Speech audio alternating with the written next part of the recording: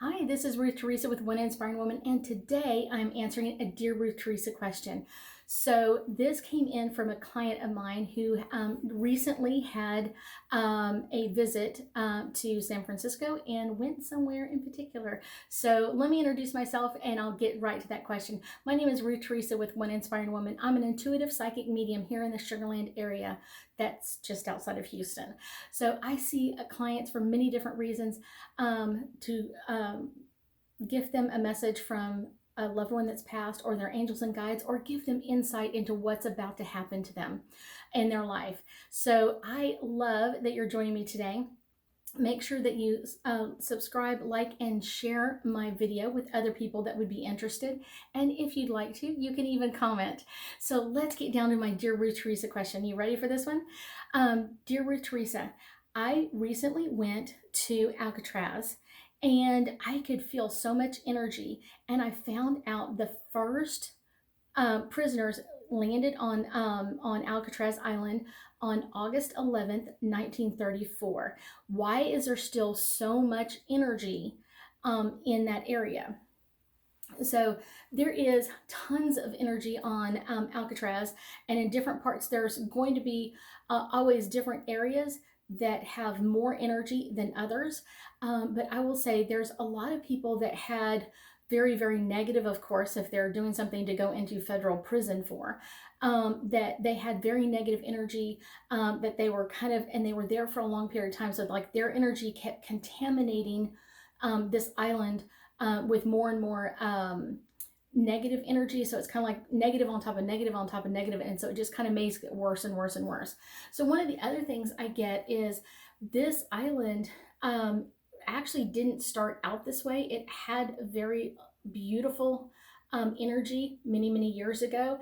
And what I get is kind of like 1856 is the year that I'm getting. And I'm kind of like someone was stranded on there. Alcatraz is in the middle of San Francisco Bay, and the waters there are kind of very turmoil and kind of going back and forth. And in 1856 is the year I'm getting. Someone was stranded on that island, and because they cursed the island, I do feel like it was in the middle of a storm. The boat they were on kind of shipwrecked, and that was like they were right there. They shipwrecked into it, and so they could climb out. And there was only like one or two people that lived through this. Part of that is kind of like while they were there, it's cold, it's windy, it's wet. The waves kind of hit and kept splashing onto them. It's a very rocky coast, so it's kind of like not very easy to settle into.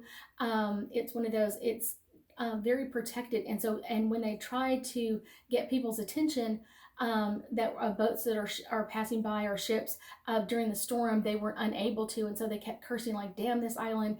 And because of that energy, it started to take on, that island started taking on more and more negative energy with it around it. So one of the things that's really important to understand is when you do something like that, or someone curses the land, it's like that has to be cleared out first before you get all of this energy on top of it off. So it's kind of like we need to go to the root of it, pull that out, and then pull everything else out. But there is tons and tons and tons of negative energy there. Many people have been killed there, knife shanked, like hard to catch my throat. It's like being choked to death. All of that negative energy, and it just kind of perpetuates there. So like whenever you get there and you're on the island, it's kind of like brings up the negative in you. And a lot of people feel like they're being chased off. They have had their clothing pulled or tugged on, and it's them trying to kind of like get their attention of like, please let me go from here. It's kind of like a living hell of releasing that energy. One of the things that I also know from history is that they think several people were able to escape from Alcatraz. And what I get is, yes, some people were able to escape, but it's not as many as they think. It's I think it's like they were saying like 4 people. I think only actually 2 of them were able to make it to land, to actually get off the island and be safe on the mainland. The 2 that were there, one of them has like a thick mustache, and one of them has like a pencil thin kind of mustache, much thinner. And I feel like both of the gentlemen really kind of were like, since I was there, I'm never going to do anything to get me back there. I'm going to be, straight and narrow. I'm not going to do anything wrong. I'm going to do whatever I'm supposed to be doing. And they kind of led very quiet lives away from everybody else, so they wouldn't be thought of being that person. I do feel like one of them went on to have a family and having a couple of girls, like 2 girls, growing up, but always under an alias name. And when they've done research, they've been unable to find out any old information about their dad. But I will tell you that there's a lot of places that collect negative energy over the years. And so Alcatraz is just one of those that has stayed with that for a long, long period of time. So let me pull a couple of angel cards, and my angel cards are upside down. Angel cards to get us a little bit more insight into Alcatraz and some of the energy that's on there. So this one's popping forward. Listening. A lot of the people that were there on Alcatraz were trying to complain about the conditions there, trying to make themselves heard, but also even as ghosts now, they're still reaching out to people, trying to make themselves heard and kind of get themselves kind of like in a better position, or kind of like, let me go, let me release that. And that's when they not only talk or scream on the island, sometimes they'll even, like I said, pull your clothing. So that's something. Spiritual growth. I think a lot of the times that the people that were there didn't really think about it at the time, but it's one of those,